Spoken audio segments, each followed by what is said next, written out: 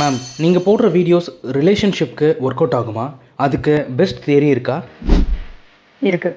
இன்ஸ்டனே மிரண்டு போன ஒரு தியரி தான் தி அப்சர்வர். இதை எப்படி உங்க ரிலேஷன்ஷிப்ல அப்ளை பண்ணி உங்க ப்ராப்ளம்ஸை சார்ட் அவுட் பண்றதுன்னு சொல்றேன். மறக்காம வீடியோவை சேவ் பண்ணிக்கோங்க. First step, shift the focus. உங்க பார்ட்னர் என்ன பண்றாங்க, அவங்க என்ன ஸ்டேட்டஸ் வைக்கிறாங்க அப்படிங்கறதெல்லாம் செக் பண்ணாம உங்களோட செல்ஃப் க்ரோத் மேல ஃபோக்கஸ் பண்ணுங்க.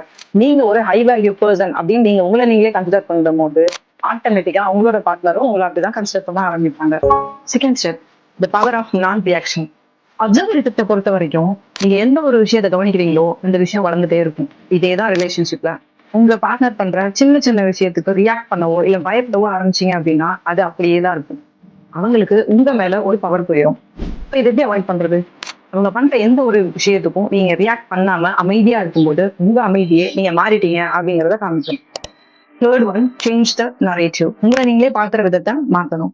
எனக்கு பயமா இருக்கு, அவங்க என்னை ஏமாத்திடுவாங்கன்னு பயப்பட்டீங்கன்னா நீங்க ஒரு விக்டிமா தான் உங்களை நீங்க பாக்குறீங்க. அது மாறவே மாறாது, அது அப்படியே தான் இருக்கும். நான் ஒரு ஸ்ட்ராங்கான பர்சன், நான் ஒரு இண்டிபெண்டன்ட் பர்சன் அப்படின்னு அந்த பெர்ஸ்பெக்டிவ்ல நீங்க பார்க்க ஆரம்பிக்கும் போது சப்கான்சியஸா உங்க பார்ட்னரும் உங்களை அப்படிதான் பார்க்க ஆரம்பிப்பாங்க.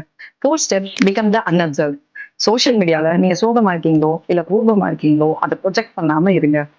இந்த மாதிரி இன்ட்ரெஸ்டிங்கான வீடியோஸ்க்கு நம்ம பேஜை ஃபாலோ பண்ண